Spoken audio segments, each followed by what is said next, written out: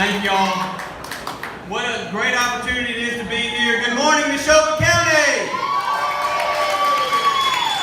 You know, this is mine and Neely's 16th time to be at Founders Square. 16th time. And we've had a great time every time we've been here. Y'all have literally watched our girls grow up. And one thing that I think is very obvious today is not only did they get their mama's brains, they also got her good looks. But they also got their daddy's stubbornness. So watch out. You know, Congressman Harper spoke just before me, and while I know the speaker before him didn't praise him like he should have, what I want you to know is this.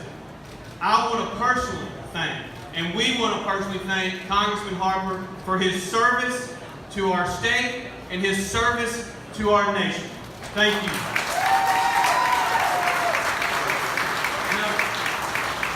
You know, Greg, I can say a lot of things about Greg right now, but the thing that I think he would appreciate the most, because he and Cindy have been great friends to me and Neely for a long time, the thing that I think he would appreciate the most is actually something from the most important book ever written. From the 25th chapter of Matthew, says it better than I ever could. To Congressman Harper, well done, thou faithful servant. Well done. Thank you.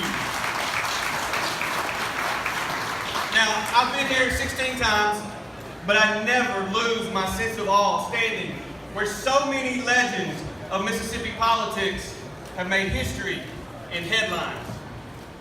Those giants of our great state all had something in common. No matter where they were from or what side of the aisle they were on, they all believed in the possibilities for Mississippi. They all believed that Mississippians could accomplish anything, that we could compete with anyone, anywhere in the world. They all believed in the possibilities for Mississippi. Now today, many of our supporters have on t-shirts with the insignia of our great state on them, signifying that they too believe in our state's future.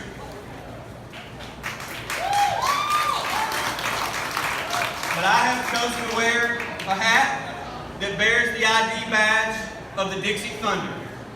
Back in May, I had the opportunity to lead a delegation to Fort Bliss to thank the nearly 4,000 men and women of the 155th Armored Combat Brigade who have since been deployed to the Middle East. Now you see, it has been said by many that the Dixie Thunder is the toughest of the tough and the baddest of the bad when it comes to combat in the United States Armed Forces, which obviously makes them the toughest and the baddest of anyone on planet Earth. As I wish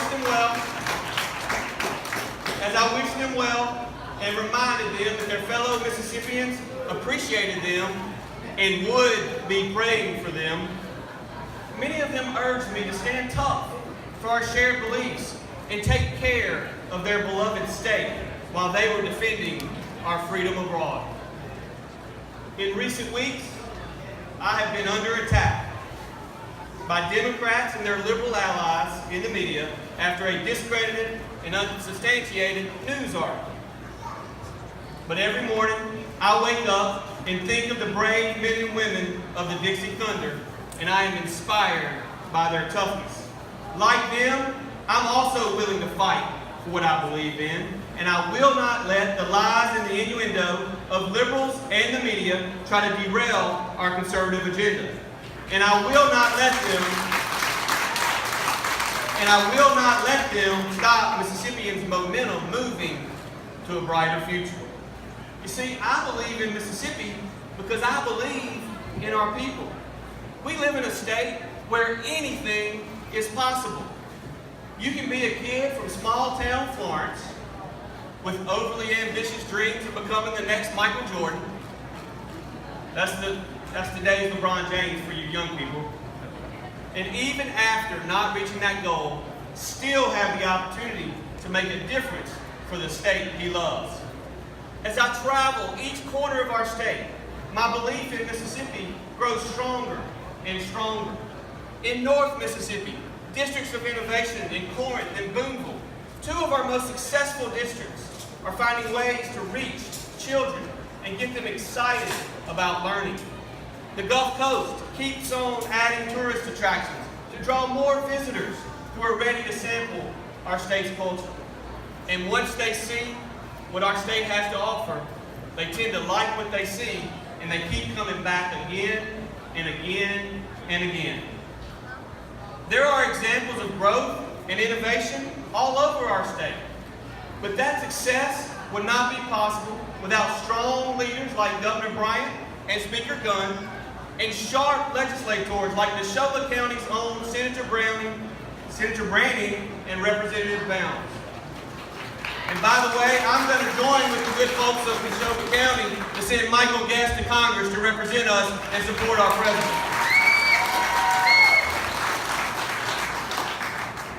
But just as President Trump's tax cuts are reviving Obama's lifeless economy, by the way, did you see that GDP growth was over 4% last quarter?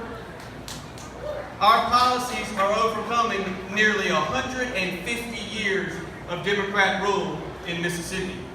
When I first asked to be your Lieutenant Governor, I shared my fundamental beliefs on how to grow our economy. First, we must have a fiscally responsible government.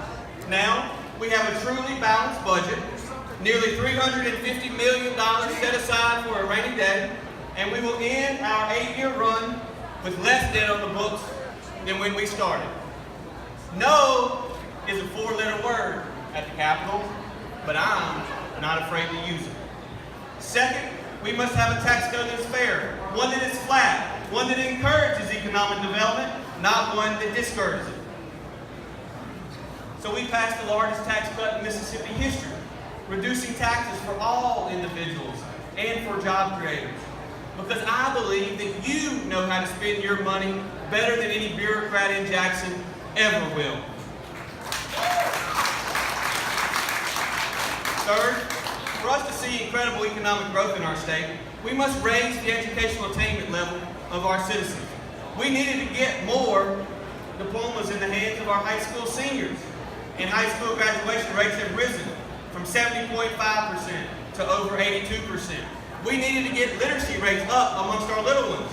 And our early childhood initiative has been proven to be a national model, while our 4th grade NAEP scores show our kids' 10-year growth numbers beat 48 other states. We needed to invest. We needed to invest in the classroom by raising teacher pay, making starting salaries more competitive, and financially rewarding teachers for success. And teachers have received $350 million more in the last 4 years. And I look forward to getting teachers even more in the future. Now, we've supported school districts that wanted to offer an innovative approach to teaching. And we've supported more options for kids that have been trapped in failing school districts that were not meeting their individual needs. And we have worked to take politics out of our local schools by getting rid of elected superintendents.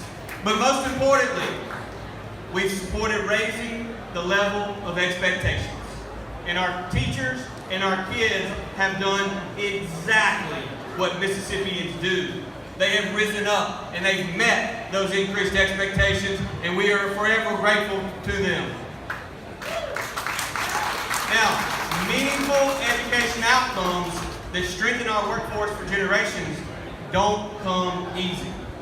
But by building on the achievements we're seeing today, our people will be ready for the high growth, high skilled jobs of tomorrow. Now, you won't hear about these good things if you just listen to the status quo liberals in Jackson.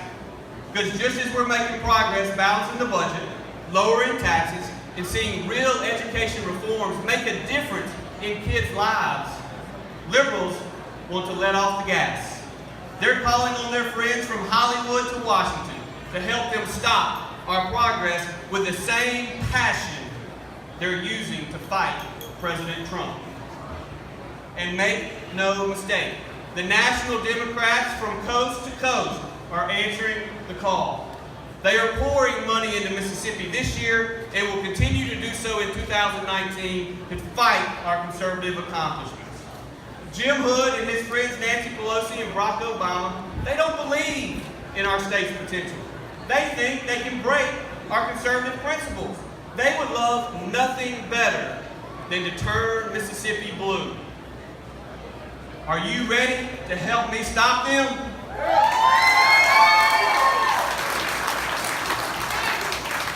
You see, the Democrats don't believe that student achievement is on the rise.